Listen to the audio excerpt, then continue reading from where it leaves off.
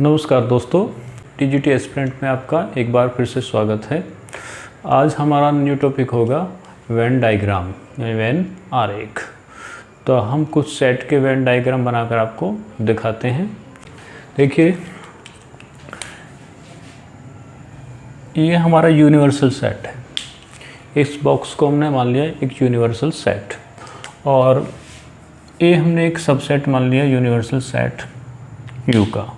तो एक Venn diagram कैसे बनाएंगे? इस तरह से इस यूनिवर्सल सेट के अंदर हम सेट ए को बना के दिखा देंगे। तो हमारा ये जो सेट होगा ये हो जाएगा आपका सेट ए। उसके बाद चलते हैं दूसरे वेन डायग्राम की तरफ। मान लिया हमारा एक सेट ए है और ए सबसेट है बी का। ए सबसेट बी का है और ए बराबर नहीं है बी के। इसका मतलब क्या हुआ?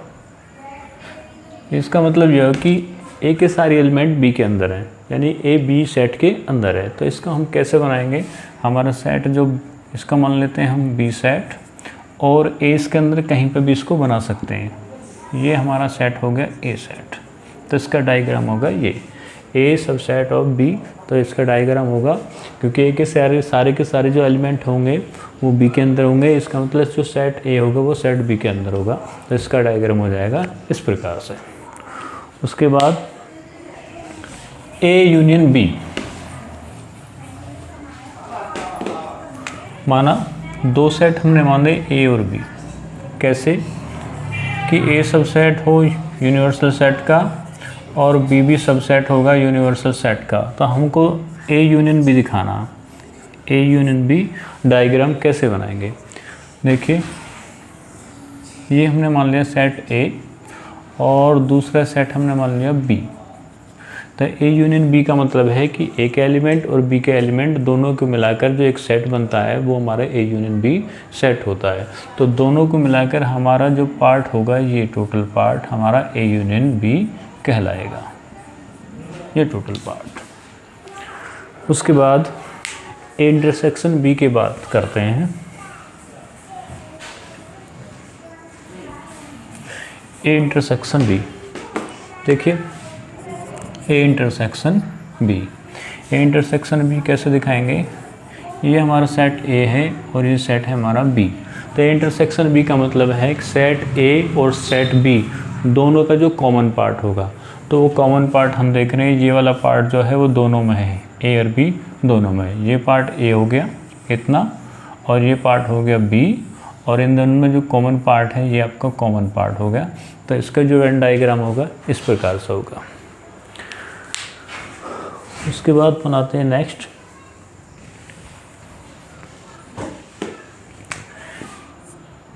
ए सिमेट्रिक डिफरेंस बी। इसका मतलब होता है A minus B union B minus A. तो इसका वेन डायग्राम क्या होगा?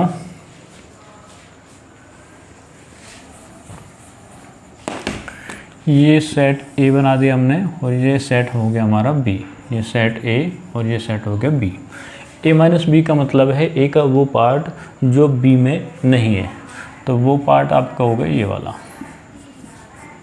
ये, और बी माइनस ए पार्ट हो गया बी का वो पार्ट जो ए के साथ कॉमन नहीं है।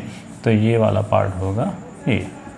तो आप इस डायग्राम में देखते हैं कि ये वाला पार्ट जो कॉमन पार्ट है वो नहीं होना चाहिए, बाकी टोटल ए यूनियन बी है। तो इसको हम क्या लिख सकते हैं? वैसे इसको लिख सकते हैं A union B minus A intersection B.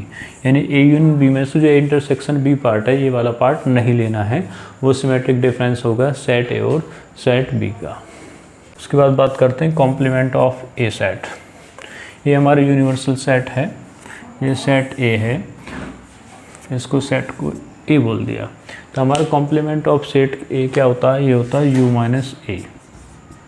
Universal set you का वो पार्ट जो ए के साथ कॉमन नहीं है, तो वो पार्ट आपका हमारा हो जाएगा ये वाला पार्ट। ये होगा आपका कॉम्प्लीमेंट ऑफ ए। यानी इस पार्ट को छोड़ते हुए जो बाकी का पार्ट होगा वो होगा complement of A. Next Venn diagram है हमारा intersection B union intersection C. तो आइए देखते हैं ये हमारा कौन सा पार्ट होगा, ए इंटरसेक्शन बी। ए हमारा ए वेन डायग्राम ए होगा, बी का वेन डायग्राम होगा ये, और ए इंटरसेक्शन बी मतलब ए और बी में जो कॉमन पार्ट है वो कॉमन पार्ट हो गया हमारा ये वाला, इतना। उसके बाद में ए इंटरसेक्शन सी, ए और सी का इनका कॉमन पार्ट हो गया हमारा ये वाला, ठीक है। और इन दोनों का हमें क्या लेना है, यूनियन। तो हमारा इन दोनों का यूनियन हो गया हमारा ये टोटल पार्ट, ये सब, ये सब। तो ये पार्ट हमारा बोला जाएगा A intersection B union A intersection C. Next है ए यूनियन बी का कॉम्प्लीमेंट। ए यूनियन बी का कॉम्प्लीमेंट बनाने के लिए ये हमारा यूनिवर्सल सेट हो गया, ये सेट ए हो गया और ये सेट हो गया बी, ये ए ये बी। तो ए यूनियन बी पार्ट हो गया हमारा ये टोटल, और इसका कॉम्प्लीमेंट जो हम निकालेंगे इस पार्ट को छोड़ देंगे, बाकी जो होगा वो ए यूनियन बी का कॉम्प्लीमेंट होगा। यानी कि ये जो पार्ट है ये हमारा इतना, जहाँ पे मैं लाइन ड्रॉ कर रहा हूँ, ये जो पार्ट होगा ये हमारा होगा ए यूनियन बी का कॉम्प्लीमेंट। नेक्स्ट है ए इंटरसेक्शन बी का कॉम्प्लीमेंट। ए इंटरसेक्शन बी का कॉम्प्लीमेंट होता है ए का कॉम्प्लीमेंट यूनियन बी का कॉम्प्लीमेंट। ये हमारा क्या था, डी मॉर्गन लॉ। तो पहले इंटरसेक्शन बी पार्ट देखें, हमारा इंटरसेक्शन बी पार्ट होगा ये वाला। तो ए इंटरसेक्शन बी का कॉम्प्लीमेंट क्या होगा, ये वाले पार्ट को छोड़ देंगे, बाकी जो पार्ट होगा हमारा वो होगा ए इंटरसेक्शन बी का कॉम्प्लीमेंट। यानी इसको छोड़ दीजिए और बाकी जो बचता है हमारा ये सब, ये सब, ये हमारा होगा ए इंटरसेक्शन बी का कॉम्प्लीमेंट। ये वाला पार्ट, ये सब क्या होगा, इंटरसेक्शन बी का कॉम्प्लीमेंट। सिर्फ ये पार्ट को छोड़ दिया जाएगा, बाकी जो होगा हमारा वो ए इंटरसेक्शन बी का कॉम्प्लीमेंट होगा। देखिए नेक्स्ट वेन डायग्राम में सेट ए, सेट बी और सेट सी, 3 सेट हैं, और ये वाला जो पार्ट होगा ये पार्ट तीनों सेटों के अंदर है। इस सेट ए के अंदर भी है, सेट बी के अंदर है, सेट सी के अंदर भी है, तो तीनों सेट्स में है। तो ये जो पार्ट है हमारा ये है intersection B intersection C, intersection B intersection C, ये वाला पार्ट होगा। अगर बात करें केवल ए इंटरसेक्शन बी पार्ट की, ए इंटरसेक्शन बी पार्ट हमारा कौन सा होगा, ए इंटरसेक्शन बी पार्ट होगा हमारा ये वाला ए इंटरसेक्शन बी पार्ट। अगर हम बात करते हैं बी इंटरसेक्शन सी पार्ट की, बी इंटरसेक्शन सी वाले पार्ट की बात करते हैं, तब बी इंटरसेक्शन सी, ये हमारा बी है ये सी है, तब बी इंटरसेक्शन सी पार्ट आएगा हमारा ये वाला पार्ट। और ए इंटरसेक्शन सी की बात करते हैं तो इंटरसेक्शन सी वाला पार्ट कौन सा होगा हमारा, ये सेट है ये सी सेट है, तो इन दोनों जो कॉमन पार्ट है वो हमारा होगा इंटरसेक्शन सी, ये वाला पार्ट, ये इंटरसेक्शन सी, ये इंटरसेक्शन बी और ये बी इंटरसेक्शन सी, ये वाला पार्ट, और ये तीनों में हो गया हमारा कॉमन पार्ट। तो इसका नाम है इंटरसेक्शन बी इंटरसेक्शन सी। अच्छा, ये तीनों में कॉमन हो गया, ये हमारा इंटरसेक्शन बी वाला पार्ट हो गया। तो ये वाला जो पार्ट होगा हम बताएंगे अगले क्वेश्चन में, इससे रिलेटेड चीज़ें आएंगी। हम ये 3 सेट बनाए हमने, ए सेट, इसका नाम हो गया बी सेट और ये हो गया सी सेट। तो बात करें इंटरसेक्शन बी पार्ट की, तो ये इंटरसेक्शन बी पार्ट हो गया हमारा ये वाला पार्ट। बात करें बी इंटरसेक्शन सी की, तो बी इंटरसेक्शन सी हो गया हमारा ये वाला पार्ट। और इंटरसेक्शन सी की बात करें तो इंटरसेक्शन सी हो गया हमारा ये वाला पार्ट। और तीनों में जो कॉमन पार्ट है वो है इंटरसेक्शन बी इंटरसेक्शन सी, तो वो वाला पार्ट है हमारा ये हमारा है इंटरसेक्शन बी इंटरसेक्शन सी। दोस्तों टीजीटी एस्पिरेंट में अब समय है क्वेश्चंस करने का, तो आइए हम कुछ क्वेश्चन सॉल्व करते हैं। देखिए पहले एक वेन डायग्राम समझाते हैं, उसके बाद क्वेश्चन करेंगे। ये हमारा सेट ए है और ये हमारा सेट है बी, इसका नाम ए, इसका नाम बी, ये यूनिवर्सल सेट हो गया। तो हम इस पोर्शन की बात करते हैं, ये वाला पोर्शन क्या है, सिर्फ ये पोर्शन है हमारा ए माइनस ए इंटरसेक्शन बी, ये वाला पार्ट, ये वाला पार्ट, सिर्फ ये वाला पार्ट है B minus A intersection B, और ये वाला जो पार्ट है वो है ए इंटरसेक्शन बी। तो अगर हम बात करते हैं सेट ए में कितने एलिमेंट हैं, यानी cardinal number of set A, तो हम इसकी बात करते हैं कि n A union B, cardinal number of A union B. तो इस cardinal number of A union B में कितने एलिमेंट होंगे, उसको कैसे निकालते हैं। तो पहले हम इसका एक फॉर्मूला है हमारा, एन ए यूनियन बी बराबर n A plus n B minus n A intersection B. अब ये फार्मूला कैसा है, पहले मैं उसको समझाना चाहूँगा कि ये फार्मूला हमारा कैसे कैसे बनता है। देखिए मैंने ये बताया कि ये वाला जो पार्ट है वो है A minus A intersection B, तो इसके कार्डिनल नंबर क्या बन जाएगा, ये बन जाएगा n A minus n A intersection B, और ये वाला इसका कार्डिनल नंबर आ जाएगा n B minus n A intersection B, और इसका कार्डिनल नंबर हो जाएगा एन ए इंटरसेक्शन बी। और एन ए यूनियन बी की बात करें तो हमारा ये total part n A union B आ जाएगा। तो अगर हम इसको और इसको जोड़ते हैं तो देखिए एन ए इंटरसेक्शन बी एक तो कैंसिल हो जाएगा, तो हमारा क्या बनाएगा n A plus n B minus n intersection B. तो इसलिए हमारे फार्मूला बनाता है n A plus n B minus n intersection B. एक तो इस तरह से हम इसको समझ सकते हैं फॉर्मूले को। दूसरा तरीका यह है कि हमारा एन ए पार्ट है ये और एन बी पार्ट है ये, तो हम जब एन ए और एन बी को जोड़ेंगे तो ये बीच वाला जो पार्ट है ये 2 बार काउंट हो जाता है। एक बार तो इस एन ए में काउंट हो गया, एक बार एन बी में काउंट हो गया, तो हम क्या करेंगे 2 बार काउंटिंग हो गया तो एक बार इसको माइनस कर देंगे, तो हमारा एन ए यूनियन बी बन जाएगा। तो n A union B equal to n A plus n B minus n A intersection B. अब 4 वैल्यू हैं 1 2 3 4, इस 4 वैल्यूज़ में से आपको 3 वैल्यूज़ मिलेंगे, एक वैल्यूज आपको निकालनी पड़ेगी। तो हमारा सवाल है एन ए इजकल टू 12, यानी cardinal number of A equal to 12। Set A के अंदर 12 एलिमेंट है, सेट बी के अंदर 8 एलिमेंट है और ए इंटरसेक्शन बी के अंदर 4 एलिमेंट है। तो हमको निकालना है ए यूनियन बी क्या आएगा। तो इस फॉर्मूले में हम रख देंगे एन ए की वैल्यू है हमारी 12, एन बी की वैल्यू 8 और कॉमन जो पार्ट है इंटरसेक्शन बी उसमें है 4 एलिमेंट। तो ये बन गया 12 8 20, 20 माइनस 4 बराबर हो गया 16। तो हमारे ए यूनियन बी जो होगा उसके कार्डिनल नंबर कितना होगा, 16 होगा। आइए दोस्तों, क्वेश्चन है हमारा 70 विद्यार्थियों की कक्षा में 55 विद्यार्थी ताश खेलते हैं तथा 30 विद्यार्थी कैरम खेलते हैं। तो ज्ञात कीजिए कि कितने विद्यार्थी दोनों खेल खेलते हैं, कितने विद्यार्थी केवल ताश खेलते हैं और कितने विद्यार्थी केवल कैरम खेलते हैं। तो हम इसे 2 तरीके से इस क्वेश्चन को करेंगे। एक तरीका होगा हमारा शॉर्ट मेथड, एक होगा फार्मूला मेथड। तो सबसे पहले हम शॉर्ट मेथड करते हैं, ठीक है। देखते हैं, देखिए टोटल स्टूडेंट कितने हैं हमारे 70, जिसमें से ताश खेलने वाले जो हैं स्टूडेंट हैं 55 और जो कैरम खेलते हैं वो कितने हैं 30। 55 और 30 को हमने ऐड कर दिया, 55 प्लस 35 हो गए 85। टोटल स्टूडेंट कितने 70, मगर इन दोनों को जब ऐड करा वो आ गए 85। होने चाहिए 70 मगर 85 का मतलब है कि 70 से जितने भी ज़्यादा आ रहे हैं वो है दोनों खेल खेलने वाले इस विद्यार्थियों की संख्या। तो 85 में से हम क्या कर देंगे 70 माइनस कर देंगे, 85 माइनस 70 बराबर हो गया 15। तो ये जो बीच का पार्ट है ये संख्या है 15, जो दोनों तरह के खेल खेलते हैं, ताश भी खेलते हैं और कैरम भी खेलते हैं। तो पूछा गया कितने विद्यार्थी दोनों खेल खेलते हैं, तो दोनों खेल खेलने वाले विद्यार्थियों की संख्या आ जाएगी 15। निकालने का तरीका 55 प्लस 30 85 और टोटल कितने स्टूडेंट है 70 85 में से माइनस कर देंगे तो ये आ जाएगी संख्या 15।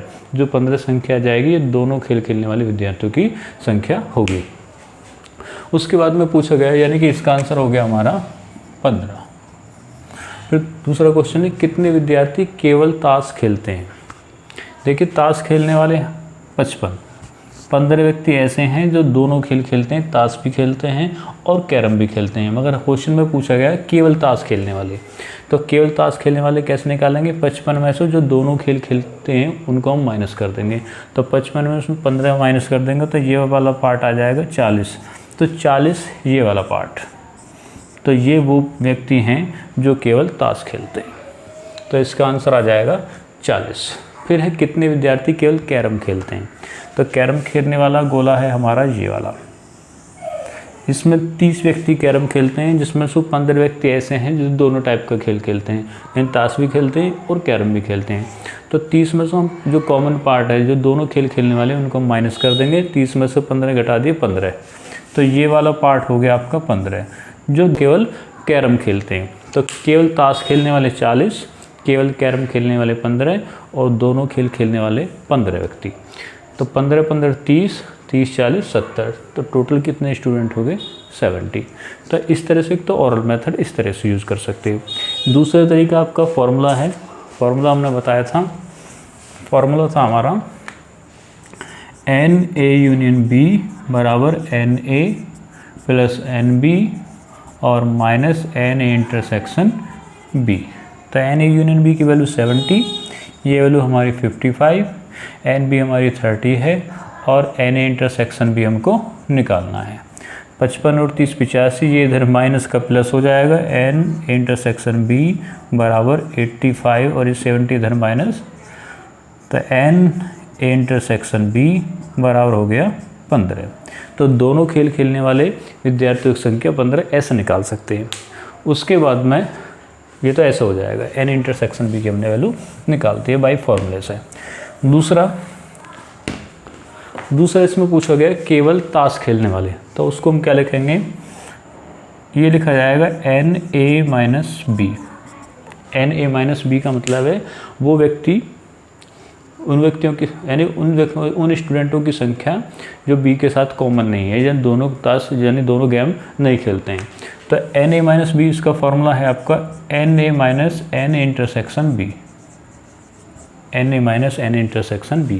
तो NA की वैल्यू हमारी कितनी है 55 और N इंटरसेक्शन B की वैल्यू हमने निकाली थी 15, तो ये वैल्यू संख्या आ जाएगी 40। तो ये वो व्यक्ति हैं जो केवल ताश खेलते हैं। फिर निकालेंगे NB माइनस A जो केवल कैरम खेलते हैं, तो इसका formula NB minus NA intersection B। तो NB की वैल्यू हमारी 30 है और N इंटरसेक्शन B की वैल्यू 15 है, तो 30 में से 15 गए 15। तो ये वो व्यक्ति हैं जो केवल कैरम खेलते हैं, तो उनकी संख्या आ जाएगी 15। तो दो तरीके से कर सकते हैं, एक बाई फॉर्मूला और एक मैंने आपको जो ट्रिक बताई है शॉर्टकट मेथड, आप उससे भी इसको निकाल सकते हैं। आइए दोस्तों क्वेश्चन करते हैं हम एक।